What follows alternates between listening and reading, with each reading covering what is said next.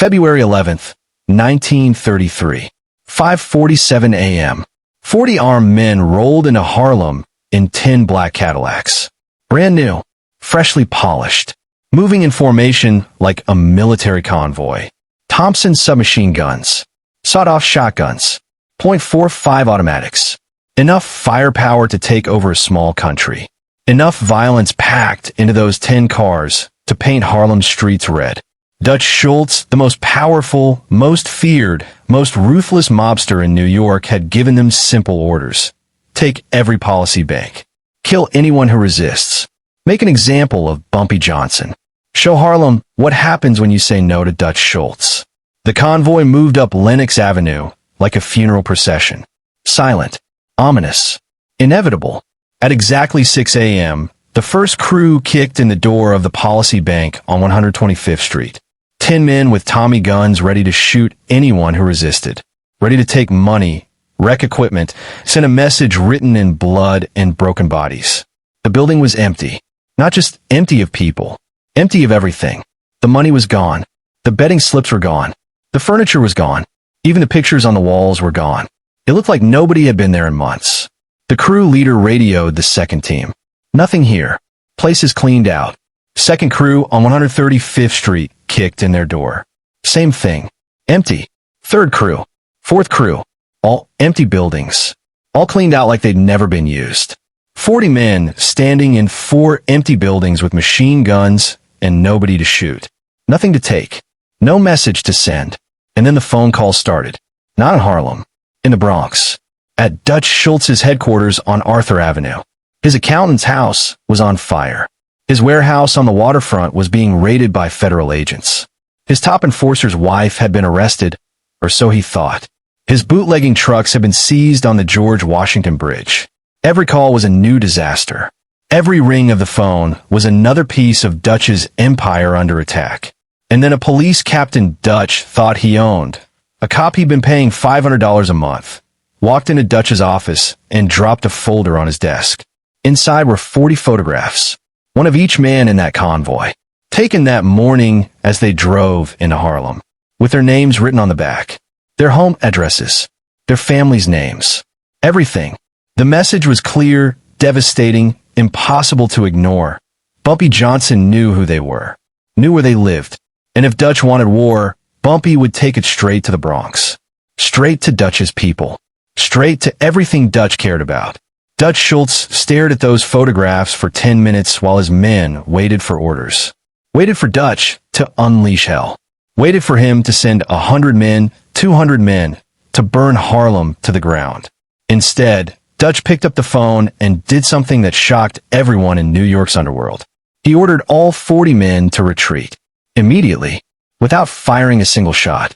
Because Dutch Schultz, the man who'd killed over 40 people himself, the man who'd never backed down from anyone, had just learned what happens when you underestimate Bumpy Johnson. You don't lose a battle. You lose before the battle even starts. To understand why Dutch Schultz sent 40 armed men to Harlem, and why it was the biggest mistake of his criminal career, you need to understand who Dutch Schultz was in 1933. Arthur Flegenheimer. That was his real name. Born in the Bronx to German Jewish immigrants.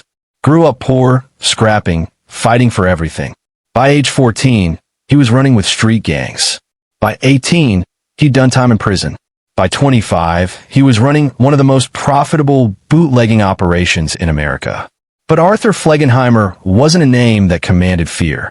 So he became Dutch Schultz, taking the name from a famous New York street tough from the 1800s.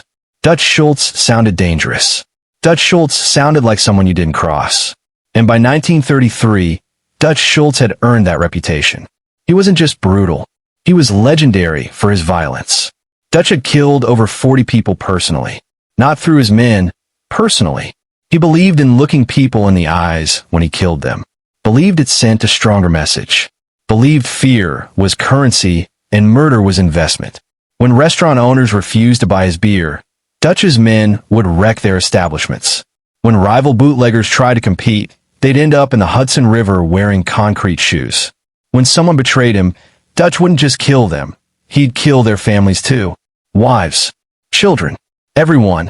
That was Dutch Schultz. A man who understood that mercy was weakness and violence was power. By 1933, he made tens of millions of dollars bootlegging. During Prohibition, Dutch controlled most of the beer production in the Bronx and Upper Manhattan. His beer flowed to restaurants, speakeasies, and private clubs throughout New York. He made so much money he couldn't spend it fast enough. But there was a problem. A huge problem.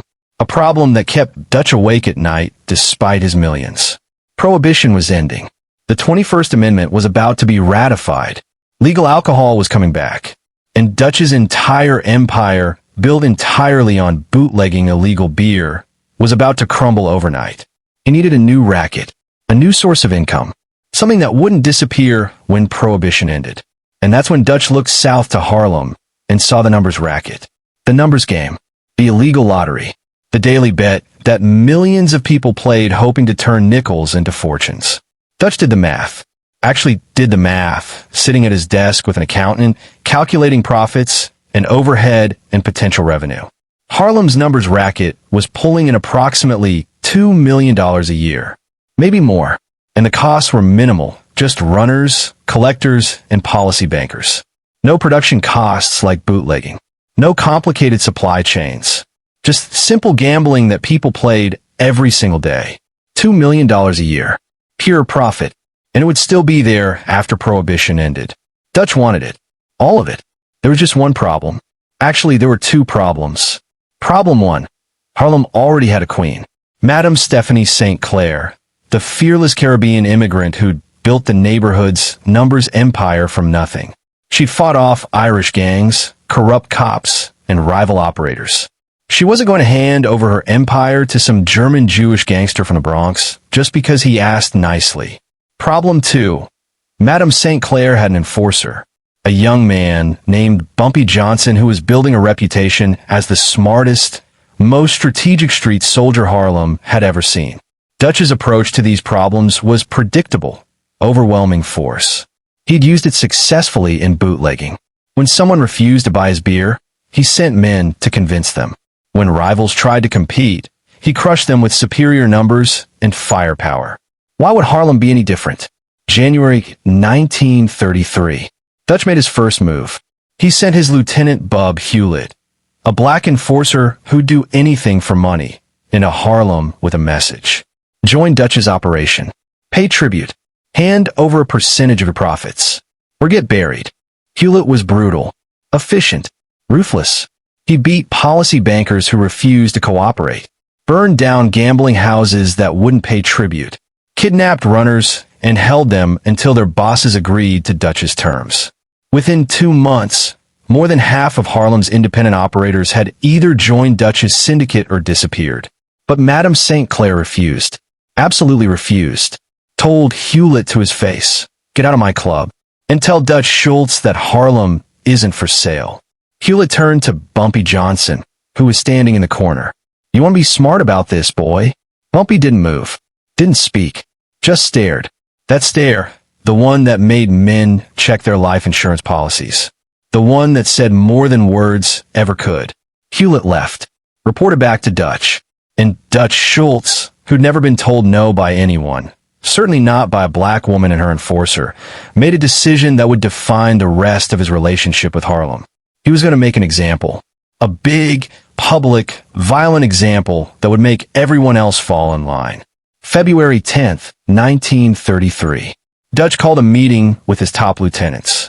20 men gathered in the back room of Dutch's restaurant on Arthur Avenue in the Bronx. These were his most trusted soldiers. The men who'd built his bootlegging empire. The men who'd killed for him without question. "We're going into Harlem tomorrow," Dutch announced. 40 men. 10 cars. Machine guns. We're hitting every major policy bank simultaneously. For teams of 10, we take control of everything in one night. He looked around the room. Anyone who resists dies. Anyone who fights back dies. Anyone who even looks at us wrong dies. And I want Bumpy Johnson's head on a plate. Literally. You find him, you kill him, you bring me proof. The men nodded. This was what they understood. This was what they did. Overwhelming force. Swift violence. Complete domination. One of the lieutenants asked, "What about the cops?" Dutch smiled. Already handled. Half the Harlem precinct is on my payroll. The other half will conveniently be responding to emergencies elsewhere tomorrow morning. Everything was planned. Everything was ready. 40 men. Enough firepower to start a small war. Complete police cooperation. What could possibly go wrong? Here's what Dutch Schultz didn't know. Bumpy Johnson had been preparing for this moment for months. While Dutch was recruiting men and buying guns, Bumpy was recruiting something far more valuable. Something Dutch never thought to consider. Something that would win the war before it even started. Information. Bumpy understood something that most gangsters never learned. Violence is expensive. War is costly. Battles destroy as much as they create. And even when you win through force, you spend so much money, lose so many men, create so much chaos that the victory barely feels worth it. But information? Information wins battles before they're even fought. Information lets you strike where your enemy is weak. Information lets you defend where your enemy is strong. Information is the difference between playing checkers and playing chess. And Bumpy Johnson had been playing chess while Dutch Schultz was still learning the rules. For 6 months, since Dutch first started making noise about taking over Harlem, Bumpy had been building a network. Not of soldiers, not of enforcers, not men with guns, of eyes and ears. Of people who saw everything but were invisible to men like Dutch Schultz. Bartenders who served Dutch's men in Bronx taverns. They heard the conversations. The boasts about taking over Harlem. The complaints about Madame St. Clair. The plans being discussed over beers and whiskey. And every word they heard, they reported to Bumpy. Shoeshine boys who shined the shoes of Dutch's enforcers. While these men sat in chairs getting their shoes polished, talking freely because who pays attention to a shoe shine boy? They revealed information. Names. Addresses. Who was married? Who had kids? Who had gambling debts? Who was cheating on their wives? And every bit of information was passed to Bumpy. Cab drivers who drove Dutch's men around the Bronx and Manhattan. They knew where the warehouses were. Where Dutch kept his bootlegging equipment. Where his accountants worked. Where his money was stored. Where his weaknesses were. And they told Bumpy everything. Janitors who cleaned Dutch's offices and gambling joints. They saw documents left on desks. Overheard phone conversations. Found papers in trash cans. Noticed patterns in who came and went. And they reported it all to Bumpy. Prostitutes who entertained Dutch's men in Harlem brothels. Men talking pillow talk. They brag. They reveal secrets. They say things they shouldn't say because they think a prostitute doesn't matter, doesn't count, can't hurt them. Every secret found its way to Bumpy. This was Bumpy's network. Not gangsters. Not criminals. Not people Dutch Schultz would ever think to pay attention to, or worry about, or even notice. Invisible people. The people who make society function, but whom society treats as invisible. The people who see everything because everyone assumes they see nothing. And every single one of them reported to Bumpy Johnson. Because Bumpy treated them with respect, paid them fairly, protected them when they needed protection, built loyalty not through fear, but through reciprocity. By the time Dutch's convoy rolled toward Harlem on February 11th, 1933, Bumpy Johnson knew the exact route they'd take from a cab driver who'd driven the route with Dutch's lieutenant the day before, which policy banks they'd hit first from a bartender who'd overheard the planning session. The names of every man in the convoy, from multiple sources cross-referencing information. Where their families lived from patient investigation over months. Which cops were on Dutch's payroll, from a janitor who cleaned the precinct house. Which warehouses held Dutch's bootlegging inventory, from cab drivers and delivery men. Which accountants handled his money, from a prostitute who'd entertained one of them. Where Dutch himself would be during the invasion, from his own driver, who owed Bumpy a favor. Information is power. And Bumpy Johnson had all the information he needed to turn Dutch's invasion into Dutch's nightmare. February 10th, 1933. Midnight. While most of Harlem slept, Bumpy Johnson was awake, making phone calls, orchestrating a response that would become legendary in organized crime history. The word had reached him at midnight through Jerome, a parking attendant who'd seen Dutch's men loading weapons into cars. The invasion was set for dawn. 6 hours away. Most men would have panicked, would have grabbed what money they could carry and run, would have tried to gather their own men for a counterattack, would have prepared for a violent showdown. Bumpy Johnson made 3 phone calls. Then he went to sleep. Actually went to sleep, got 6 hours of rest because he knew that everything that needed to happen was already in motion. First call, Moses White, who ran the Policy Bank on 125th Street, one of Dutch's 4 targets. Close everything down, Bumpy said calmly, as if he was discussing dinner plans. Empty the building. Take the money, the records, the furniture, everything. Move it to the backup location on 142nd Street. Be gone by 3 a.m. They're really coming? Moses asked, his voice tense. They're coming, but they won't find anything. Do exactly what I say and you'll be fine. Second call, Margaret King on 135th Street. Same instructions. Third call, fourth call. All 4 targeted policy banks. All emptied by 3 a.m. But Bumpy didn't stop there, because emptying the buildings would just delay Dutch. It would confuse him, frustrate him, maybe slow him down. But it wouldn't stop him. Dutch would regroup, find the new locations, hit them harder next time. No, Bumpy needed to make Dutch understand that coming to Harlem was a mistake. That fighting Bumpy Johnson would cost more than Dutch was willing to pay. That the price of this invasion wasn't just Harlem. It was everything Dutch had built in the Bronx. He needed to strike where Dutch was vulnerable. And Dutch Schultz, like every gangster who built an empire on violence, had plenty of vulnerabilities. 3:30 a.m. While Dutch's 40 men were preparing to roll into Harlem, Bumpy's counterstrike began. A warehouse on the Bronx waterfront, one of Dutch's main bootlegging operations, where he stored thousands of gallons of illegal beer, suddenly caught fire. Not a small fire, not an accident. A deliberately set, fast-spreading inferno that required 6 fire trucks to contain. By the time the fire department got it under control, the warehouse was a total loss. Thousands of gallons of beer gone. Hundreds of thousands of dollars in inventory destroyed. The fire marshal would later rule it arson. But nobody would ever be charged. Nobody would ever know exactly who set it. All anyone knew was that the fire started at exactly the moment Dutch's convoy was heading to Harlem. 4:15 a.m. Samuel Rothstein, Dutch's accountant, the man who handled all of Dutch's financial records, who knew where every dollar came from and went to, woke up to pounding on his door. He opened it to find federal agents. Not local cops that Dutch had paid off. Federal agents who didn't care about Dutch's bribes. Samuel Rothstein, you're under arrest for conspiracy to violate federal tax laws. They had a warrant. They raided his house, seized his files, took him into custody. His wife screaming, his children crying, his entire life turned upside down in minutes. The evidence had been provided by an anonymous tipster who'd mailed documents to the federal prosecutor's office. Documents showing tax evasion. Documents showing bootlegging revenue. Documents that would keep Rothstein and his lawyers busy for months. Dutch's financial operations would be crippled. And it had started at exactly 4:15 a.m. while his convoy was 20 minutes from Harlem.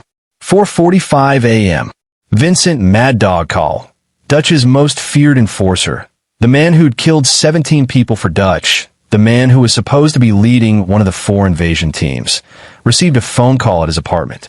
Your wife's been arrested, a panicked voice said. Federal custody. They're saying she was involved in bootlegging. They're saying she could get 20 years. Mad Dog tried to find his wife. Called her sister. Called her mother.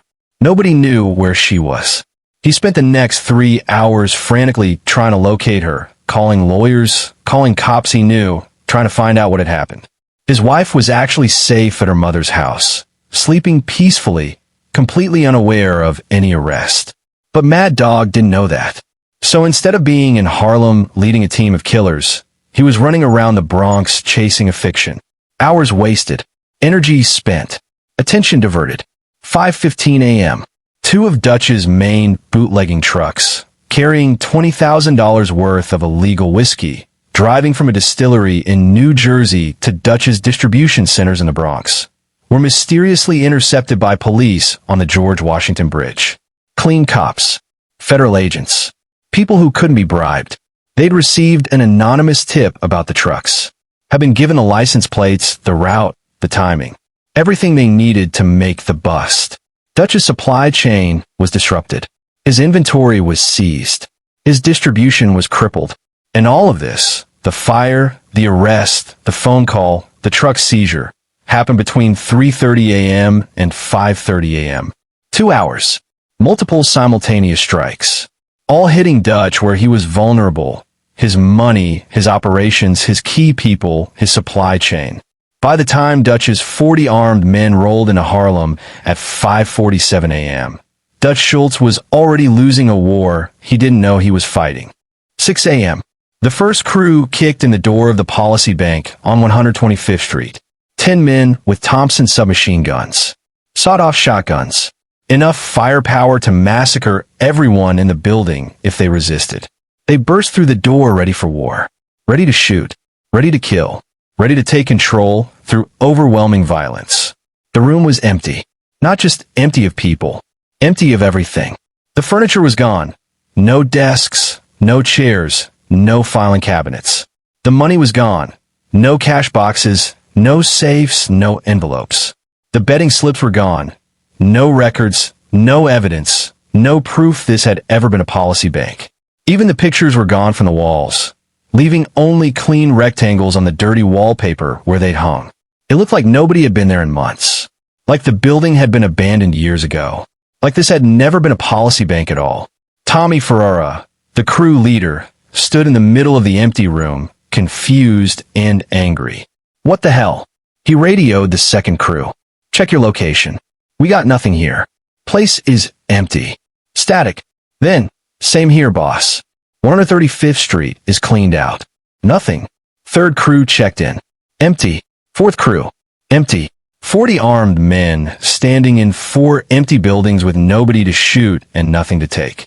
Tommy called Dutch directly. Boss, something's wrong. All 4 locations are empty. It's like they knew we were coming. Silence on the line. Then Dutch's voice, cold and hard. They knew. Had to, boss. All 4 banks are cleaned out. Furniture, money, everything. Gone. That's when Dutch understood. Someone had talked. Someone in his organization had betrayed him. But it wasn't betrayal. It was Bumpy Johnson's network.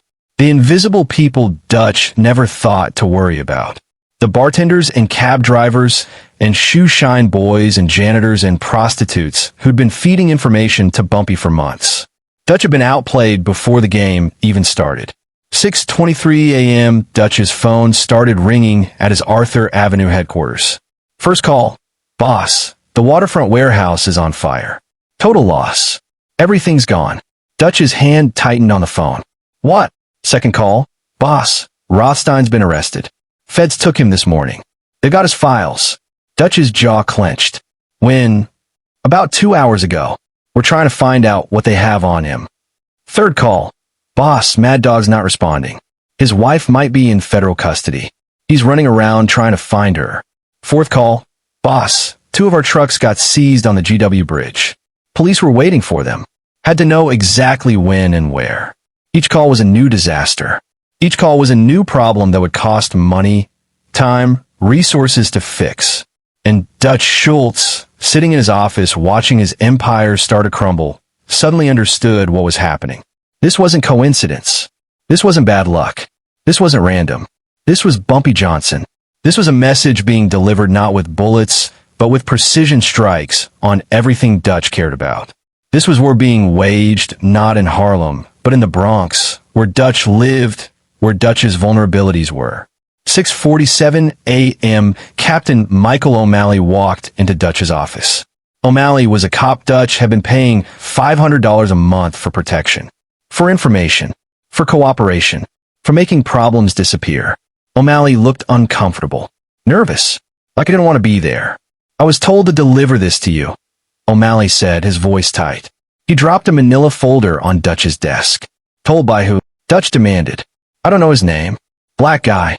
Paid me $1,000 to bring you this folder. And to tell you, he paused. Tell me what?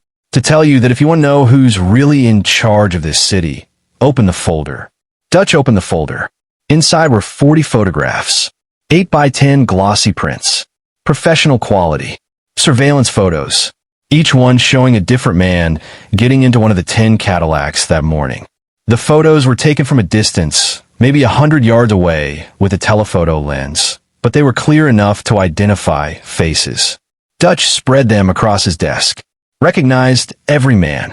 Tommy Ferrara, Vincent Russo, Angelo Benedetto, Sal Maranzano, all of his top enforcers. All of the men he'd sent to Harlem that morning. 40 photographs, one of each man. But that wasn't what made Dutch's blood run cold. On the back of each photograph, written in neat handwriting, were 3 things.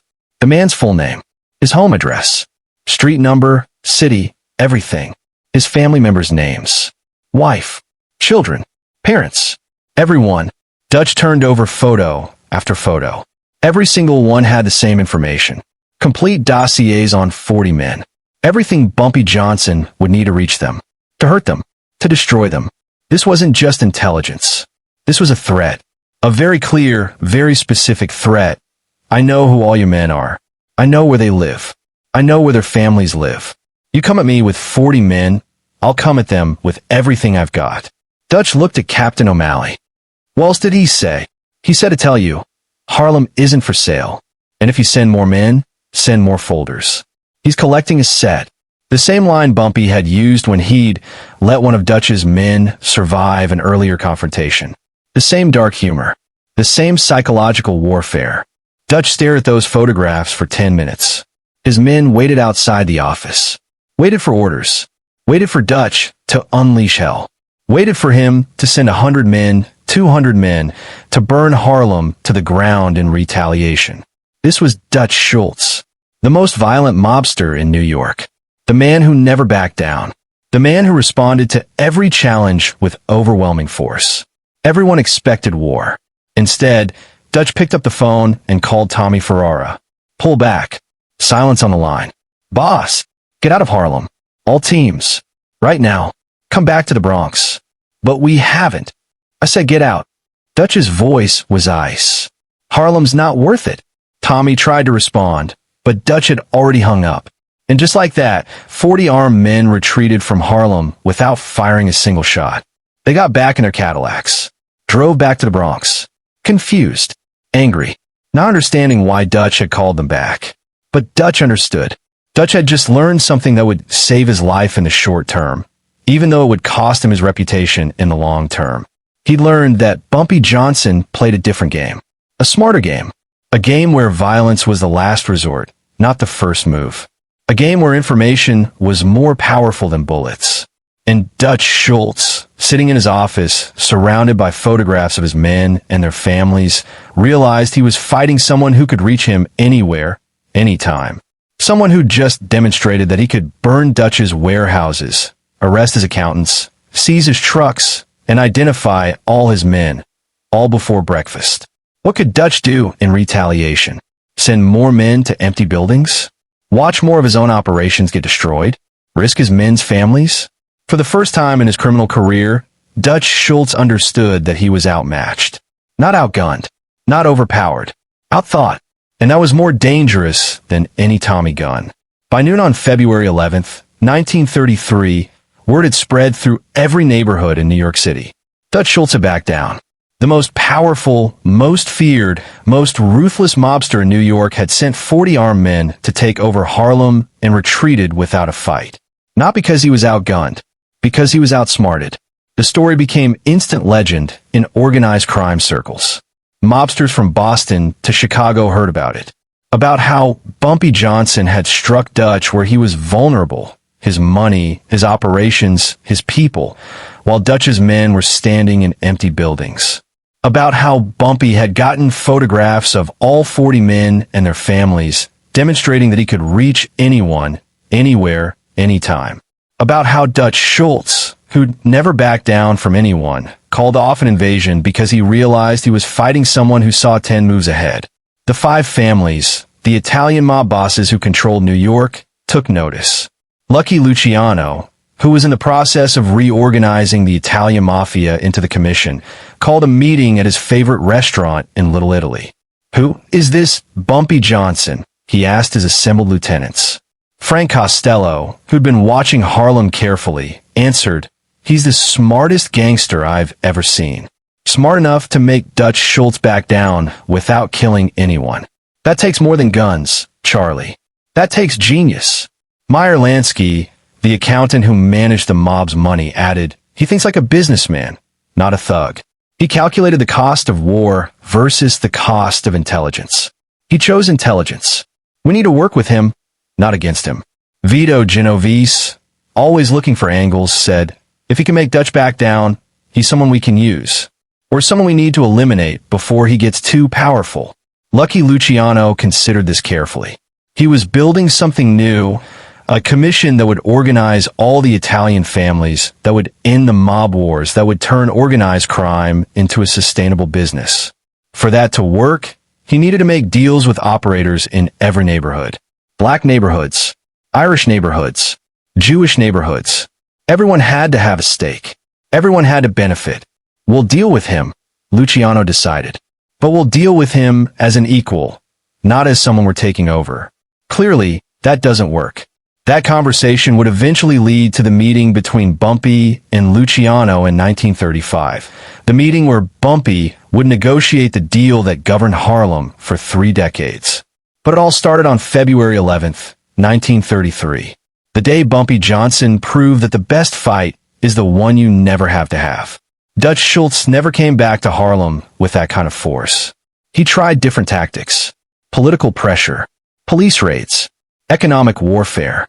But he never again tried to simply roll in with armed men and take over. Because he'd learned his lesson, and everyone in the underworld had watched him learn it.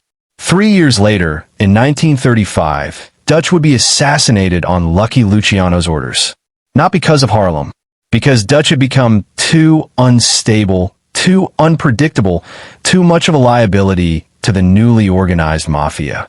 But some people believe Bumpy Johnson's demonstration in 1933 contributed to Dutch's downfall, because it showed the 5 families that Dutch wasn't invincible, that he could be outthought, that brute force had its limits.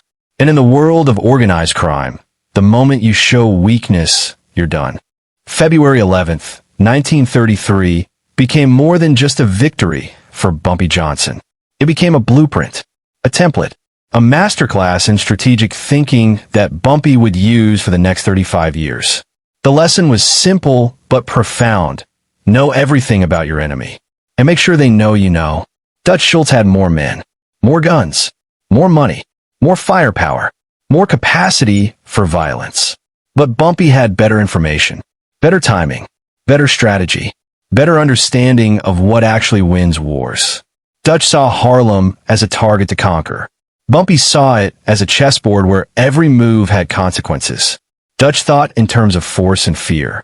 Bumpy thought in terms of leverage and psychology. Dutch asked, how many men do I need to take over Harlem? Bumpy asked, what does Dutch value, and how can I threaten it? Dutch planned an invasion. Bumpy planned a counter-invasion that hit Dutch where he lived. And when the dust settled, when 40 armed men retreated without firing a shot, everyone understood. Bumpy Johnson didn't win because he was tougher. He won because he was smarter. That principle would define his entire career. When Lucky Luciano came demanding 40% of Harlem's profits, Bumpy negotiated him down to 10% using information and leverage. When the Genovese family tried to take over while Bumpy was in Alcatraz, he reclaimed everything in his first week back using reputation and strategy. When rivals challenged him, when mobsters threatened him, when anyone thought they could take what was his, Bumpy always had the same advantage. He knew more than they did. He saw further than they saw. He played chess while everyone else was playing checkers. And it all started on a cold February morning in 1933. When 40 armed men learned that guns don't win wars, intelligence does. When Dutch Schultz learned that the most dangerous weapon isn't a Tommy gun, it's knowing what's coming before your enemy does. February 11th, 1933, didn't just save Harlem from Dutch Schultz's invasion. It established a principle that would echo through organized crime for decades. The smartest man in the room doesn't need the most firepower. He just needs to know more than everyone else. And Bumpy Johnson always knew more. February 11th, 1933. 40 armed men, 10 Cadillacs. Enough firepower to take over a neighborhood. and they all retreated without firing a single shot. Because Bumpy Johnson taught Dutch Schultz and every other mobster watching a lesson that changed organized crime forever. The most dangerous weapon isn't a gun. It's knowing what's coming before your enemy does. Look, if this story got you hyped, do me a favor. Hit that like button real quick. We're showing you exactly how Bumpy Johnson became the Godfather of Harlem. Not through violence alone, through intelligence, strategy, and always being 3 steps ahead. And if you're not subscribed yet, what are you waiting for? We're dropping these legendary Bumpy Johnson stories every single day. Each one more strategic, more powerful, more mind-blowing than the last. Drop a comment and let me know. Would you have fought Dutch Schultz head on? Or would you have done what Bumpy did? Strike where he was weak while he thought he was strong?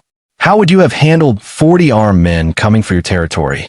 Could you have pulled off what Bumpy did with just information and timing?